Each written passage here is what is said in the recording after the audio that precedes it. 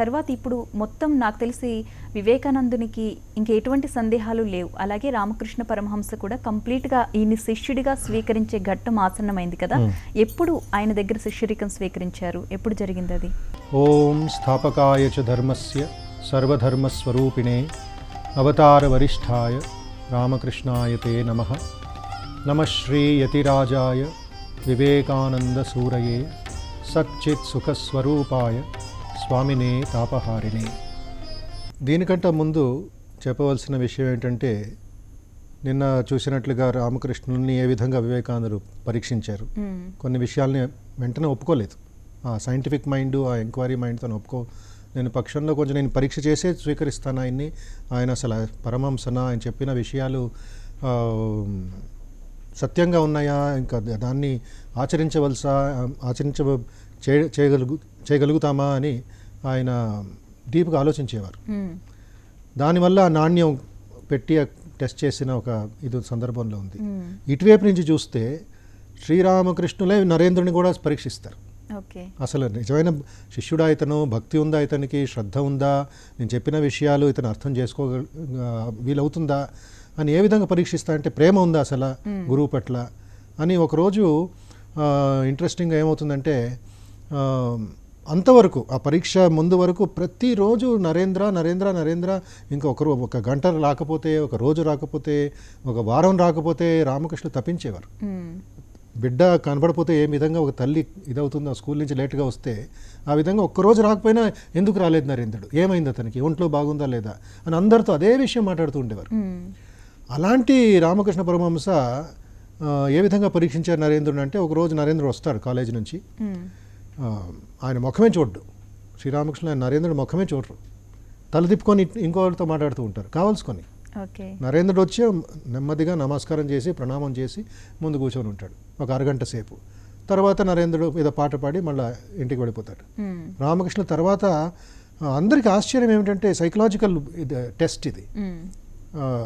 నరేంద్రుడు ఎప్పుడు వెళ్ళిపోతాడు ఇంటికి, వెంటనే ఇతర బంధువులతో నరేంద్రుడు బాగున్నాడా, ఆరోగ్యం బాగుందా అతనికి అని ప్రశ్నిస్తూ ఉంటారు. వీళ్ళకి షాక్ అయిపోద్ది, వేరే వాళ్ళకి అర్థం కావట్లేదు, వీళ్ళిద్దరి మధ్య ఏదో జరుగుతుందని తెలుసు, బట్ ఇంత టెరిఫిక్గా ఇంత సైంటిఫిక్గా జరుగుతుందని వీళ్ళు అర్థం చేసుకోలేరు. అంటే రామకృష్ణ పరమహంస కావాలనే ఆయన్ని చూడలేదు. మరి నరేంద్రుడు ఏమనుకుంటారు, ఏంటి గురువు గారు అసలు ఈ రోజు ఏం మాట్లాడు, నరేంద్రుడు ఏం మాట్లాడు, ఆయన కూడా ఏం మాట్లాడరు, ఉన్న అలా నెమ్మది కూర్చొని సైలెంట్గా కూర్చొని వెళ్ళిపోతాడు. రెండో రోజు, మూడో రోజు, నాలుగో రోజు, మీరు నమ్ముతారో లేదో, ఈ విధంగా సుమారు ఒక నెల పూట జరుగుతుంది. 30 రోజులు జరుగుతుంది. నరేంద్రుడు రావడం, కూర్చోవడం, రామకృష్ణ అటువైపు తిరిగి ఇతరులతో మాట్లాడడం, సైలెంట్గా ఉండడం, వెళ్ళిపోవడం, తర్వాత మళ్ళీ అడగడం, అసలు తింటున్నాడా, పడుకుంటున్నాడా, ఆరోగ్యం బాగుందా అని. ఒక నెల అయిన తర్వాత శ్రీరామకృష్ణుడు దగ్గరికి నరేంద్ర మళ్ళీ వచ్చినప్పుడు డైరెక్ట్గా అప్పుడు బ్రేక్ చేస్తారు ఐస్ని, ఆ మనస్సు ఆయన టెస్ట్ని బ్రేక్ చేస్తారు. అడుగుతారు, నేను 30 రోజులు నీ ముఖం చూడలేదు, 30 రోజులు నీతో మాట్లాడలేదు, ఎందుకు వస్తున్నావు నా దగ్గరికి, ఏముందని నా దగ్గరికి వస్తున్నావు. నరేంద్ర వెంటనే ఆ డిగ్నిటీ, ఇదే వేరే ఆయనకి, ఆన్సరింగ్ కెపాసిటీ, డిబేటింగ్ కెపాసిటీ. అతను అంటాడు, మీ మాటలు వినడానికి నేను రావట్లేదు, మిమ్మల్ని మీ పాటలు వినడానికి రావట్లేదు, మిమ్మల్ని నేను ప్రేమిస్తున్నాను, మిమ్మల్ని చూడాలని అనిపిస్తుంది నాకు, అందుకే నీ దగ్గరికి వస్తున్నాను. అప్పుడు రామకృష్ణ తెలుస్తుంది ఆయనకి, ఇతను has come for a purpose, ఇతను ఏదో ఉంది. అందుకే తల్లి చెప్పింది, కాళీమాత చెప్పినట్లు రామకృష్ణకి ఆయన ధ్యానంలో తెలుస్తుంది, నీ దగ్గరికి ఒక చక్కటి, నీ మాటలను అర్థం చేసుకునే ఒక వ్యక్తి వస్తాడు, బాలుడు వస్తాడు, యువకుడు వస్తాడు. అప్పుడు మ్యాచ్ అవుతుంది తల్లి చెప్పిన మాటలు, ఈ వివేకానంద ఈ విధంగా, నరేంద్రుడు ఈ విధంగా ఆన్సర్ చేయడం, ఇవన్నీ మ్యాచ్ అవుతుంది. తర్వాత 1884 ఆ సంవత్సరంలో రామకృష్ణకి క్యాన్సర్ వ్యాధి కొంచెం ఇదవుతుంది, గొంతు వ్యాధి. అప్పుడు అంత సీరియస్గా తీసుకోరు వీళ్ళు, ఆ టైంలో అంత పెద్ద ట్రీట్మెంట్స్ ఇవన్నీ లేవు కాబట్టి హోమియోపతి ట్రీట్మెంటు, కొంచెం ఆయుర్వేదిక్ ట్రీట్మెంట్ ఇచ్చేవారు.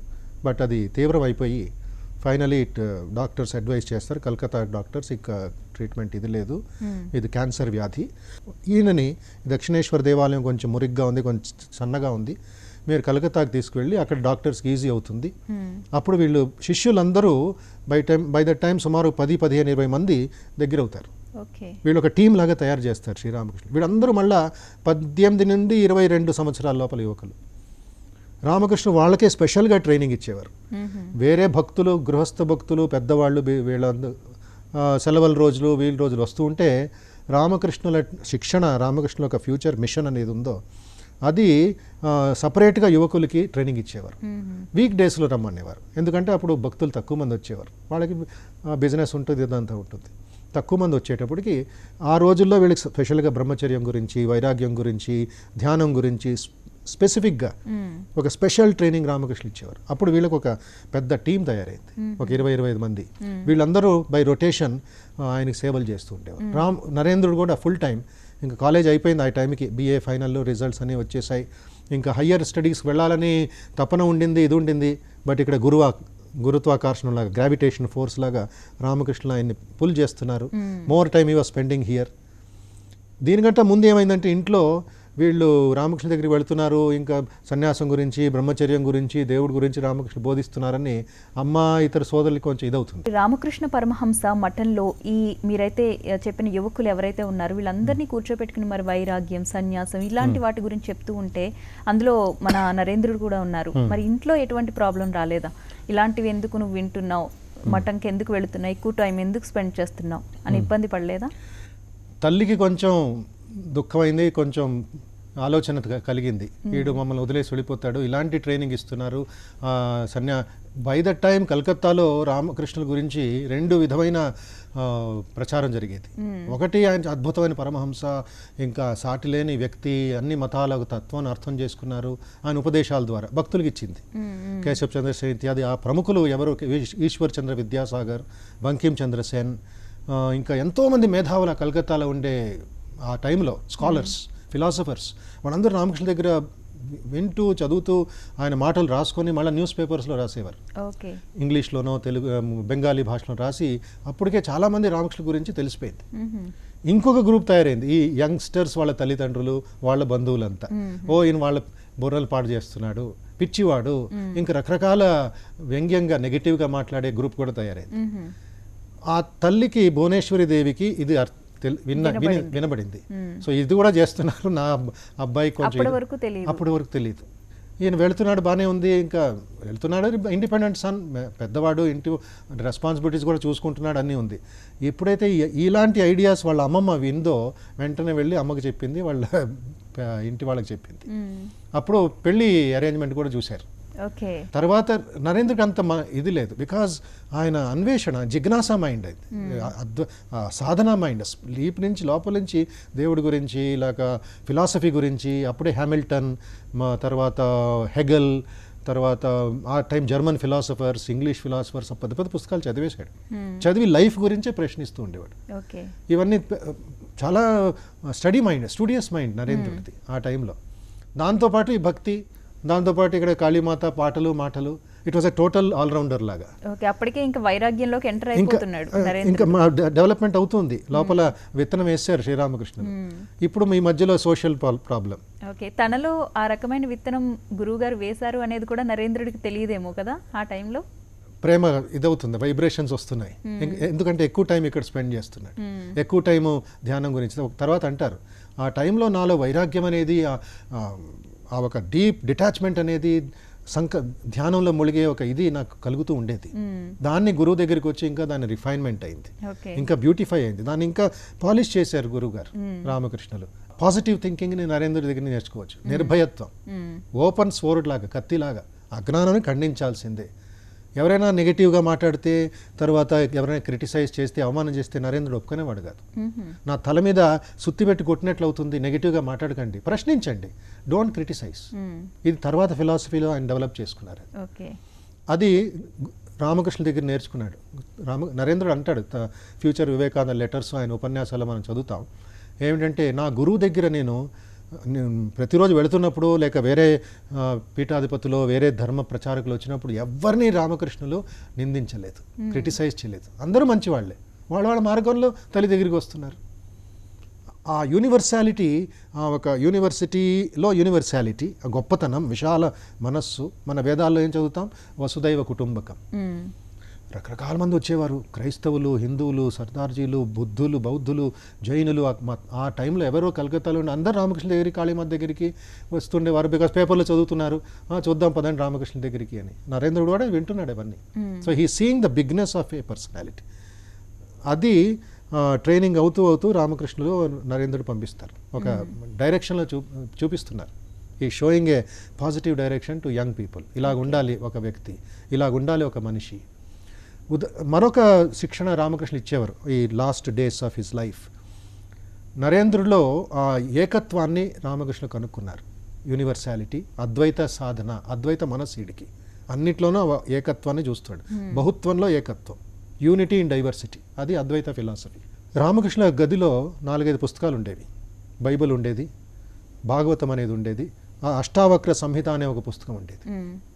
నరేంద్రుడు వచ్చినప్పుడల్లా వేరే పుస్తకాలు పక్కన పెట్టి అష్టావక్ర సంహిత నువ్వు చదువు అనేది. అష్టావక్ర సంహిత అంటే అద్వైత దీంట్లో అది కఠోరమైన టెక్స్ట్ బుక్. అది ఓకే, నాస్తికత్వం అనొచ్చు మీరు.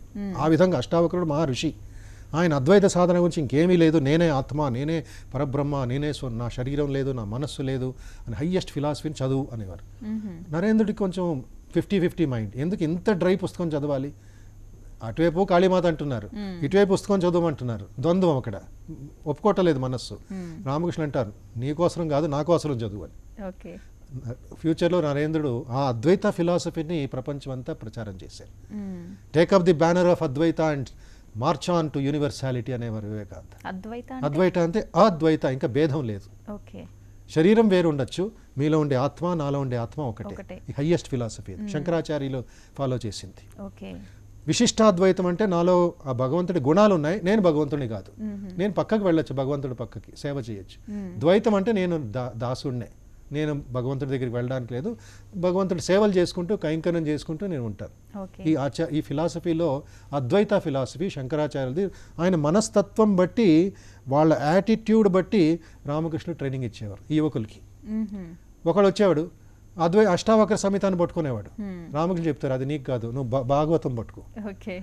అందరికి అర్థం కావట్లేదు. ఏ విధంగా ఒక తల్లి 2-3 బిడ్డలు ఉన్నారు, 4 ఉన్నారు అనుకోండి ఇంట్లో, ఒక్కొక్కరికి ఒక్కొక్క విధమైన రుచి. ఒకే అమ్మ, బట్ వాళ్ళ రుచులు వేరు, వాళ్ళ టేస్ట్లు వేరు. అదేవిధంగా కొంతమందికి పలావ్ చేస్తుంది, కొంతమంది బాయిల్డ్ వెజిటేబుల్ చేస్తుంది. ఎందుకంటే వాళ్ళకి అమ్మకు తెలుసు అందరికీ అన్ని కూరలు నచ్చవు, ఒకే ఫ్యామిలీ అయినా కూడా. అదేవిధంగా రామకృష్ణులు వాళ్ళ ఏ విధంగా ఒక మౌల్డ్ చేస్తామో ఆ విధంగా ప్రతి శిష్యుడు మైండ్ని తయారు చేశారు.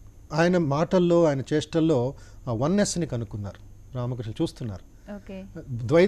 ఆ భేదభావం నరేంద్రలో కనబడలేదు.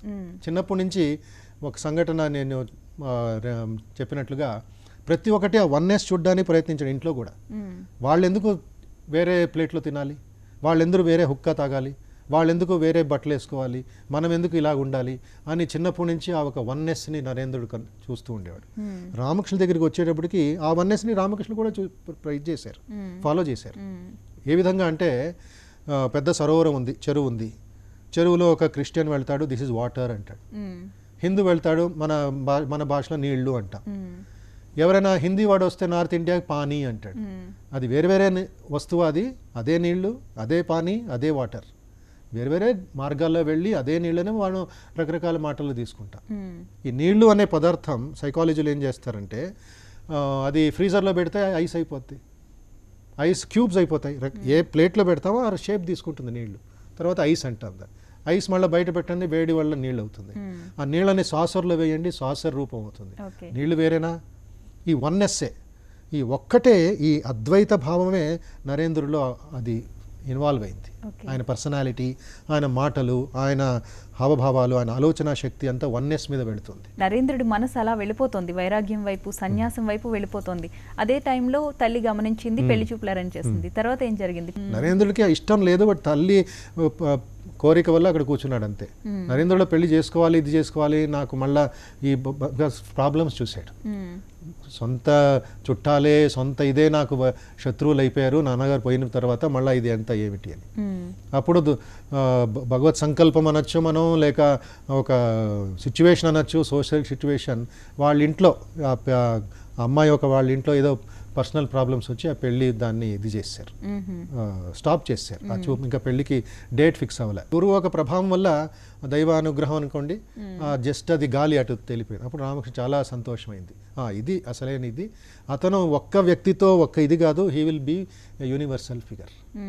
అదర్వైజ్ నరేంద్రుడి మనస్సులోనూ రాత్రిపూట ఒక కళ వచ్చేది పడుకున్నప్పుడు. ఒక కళ ఏమిటంటే కొన్ని నిమిషాలు కళలో ఆయన మహారాజు, పెద్ద కుటుంబం, ఆస్తిపాస్తులు, ఇంకా రాజధాని, ఇంకా చాలామంది సర్వెంట్లు, ఇంకా భార్యాబిడ్డలు సంతోషంగా అందరూ భయంతో మహారాజా అని పెడుతున్నారు. చక్రవర్తిలాగా నడుచుకొని వెళుతున్నాడు నరేంద్రుడు. కొద్దిసేపు తర్వాత ఆ కళ మాయమైపోయి సన్యాసిలాగా, సర్వసంగ పరిత్యాగిలాగా దేశవ్యాప్తంగా నడుచుకుంటూ ఒక సింహంలాగా నడుచుకున్నట్లు కళ వచ్చేది. ఈయన కొంచెం డౌట్ వచ్చి రామకృష్ణ దగ్గరికి వెళ్ళి అడుగుతారు, ఇలాంటి కళ వస్తుంది ఏమిటి అది, కాసేపు వెయిట్ చేయి నీకే తెలుస్తుంది. సోలీ మైండ్ మెచ్యూరిటీ అయ్యేటప్పటికి మనకి అసలైన భోజనం ఏంటి, అసలైన నా ఫీలింగ్స్ ఏమిటి అని ప్రతి ఒక్కళ్ళను ఒక టర్నింగ్ పాయింట్ జీవితంలో వస్తుంది.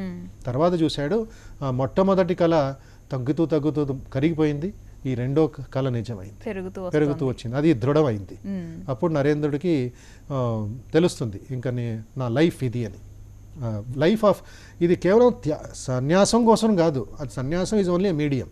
స్పిరిచువాలిటీ అంటే ఏమిటో నరేంద్రుడి జీవితంలో మనం తెలుసుకోవచ్చు. ప్యూర్ లైఫ్, ఇంక ఏ విధమైన కల్మషం, ఏ విధమైన చెడు ఆలోచనలు.